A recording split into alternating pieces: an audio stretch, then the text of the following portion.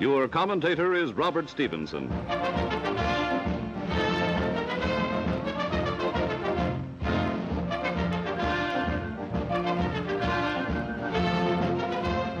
America goes to war. Men of the Army, Navy, and Marines reinforce the battlefronts on 6 continents to save the homes and ideals of free men from Axis domination. In Ireland, United States fighting men who have safely crossed the submarine-infested Atlantic strengthen their ever-increasing ranks. Yanks on the march on Irish sod. The worldwide conflict brings intrepid American airmen to China's heroic fighting front.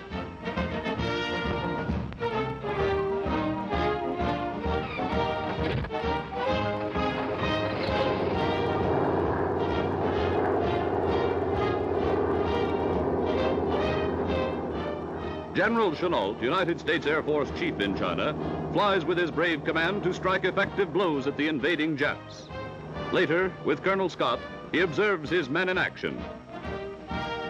10,000 miles from home, men and supplies pour in through India, the last doorway to China. Cheerful yet determined, welcome strangers in a strange land.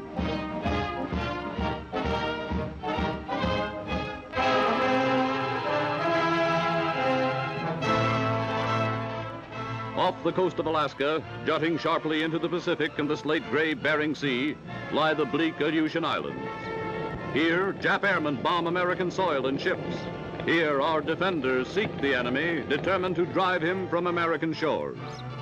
Destroyers guard transports and cargo ships to land troops and supplies on a fog-swept island near the enemy-held Kiska.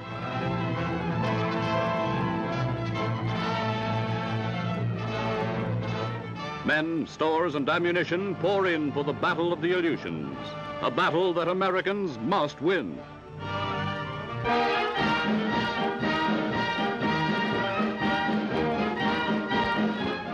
American naval guns open up on the Jap-held Solomon Islands.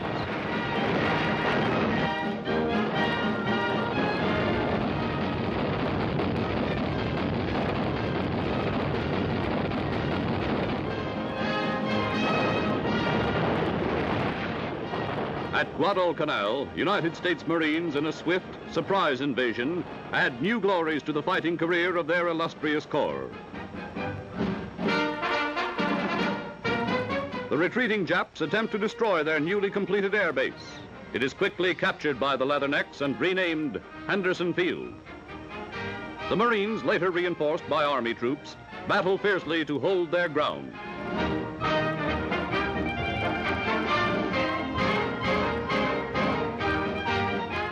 Some of the enemy escape in a hurry. Others get out of the fight as prisoners. History recorded as it happened.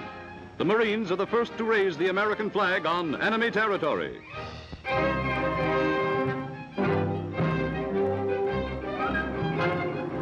Seeking out and blasting Hitler's U-boats is the rough, tough job of naval aviators and men of the Coast Guard.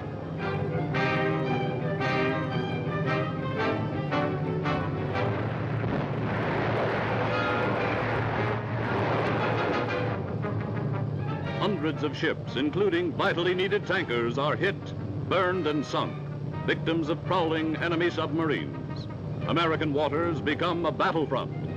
In the Caribbean, more ships run afoul the enemy fire, but greater combat action gets results as convoys steam through to their destinations.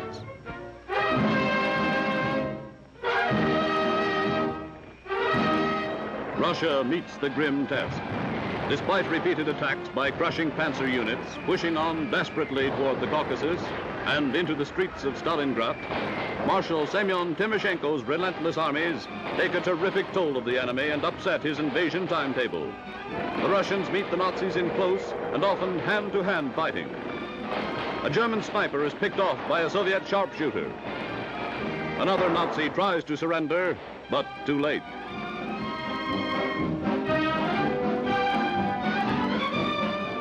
Britain's Prime Minister flies to Moscow. Eyes and ears the world over are focused on a conference of historic importance. Churchill meets Stalin behind the walled fortress of the Kremlin.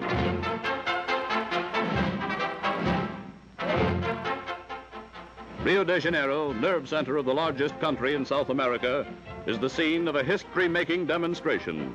All-out war is declared as a result of the ruthless Axis attacks on Brazilian ships and an appalling loss of lives. Brazil goes to war.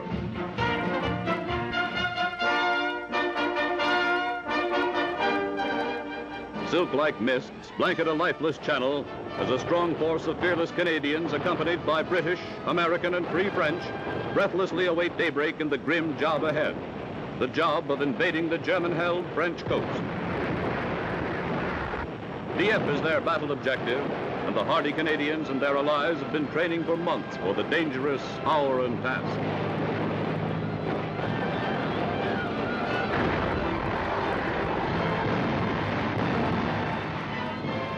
RAF and American bombers soften up inland German positions in a true coordination of land, sea, and air hitting power.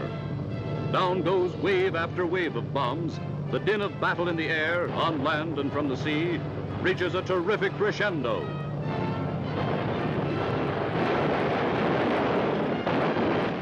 For 9 hours, the Canadians battled fiercely on Nazi-held and fortified soil. They leave the coast of France in flames. Their objective obtained, these battle-scarred heroes disembark for a well-earned rest.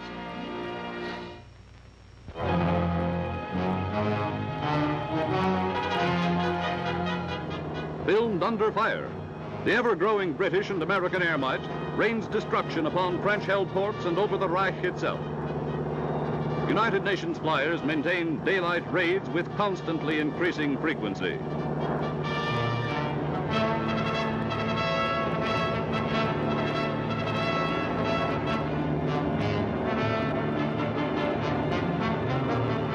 Enemy munition plants are sent skyward.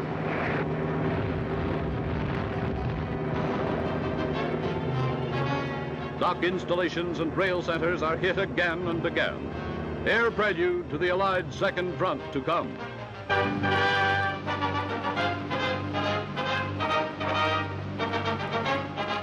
Official United States Navy pictures of Japan's first great naval defeat. At mid-Pacific, Midway Island, American planes and warships strike a punishing surprise blow that the Japs will never forget.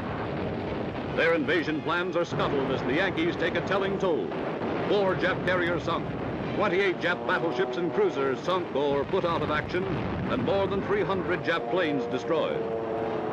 Enemy airmen try desperately to fight off the unexpected assault, but all in vain. A few escape our furious air and sea barrage.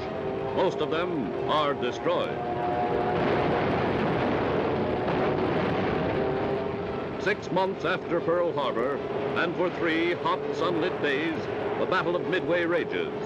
Here, a Jap surprise invasion meets with a counter-surprise by American forces. The concussion of bursting bombs is deafening as Jap planes drop their eggs of destruction, only to be met by a hail of hot steel. Steel made in the USA to destroy Japs.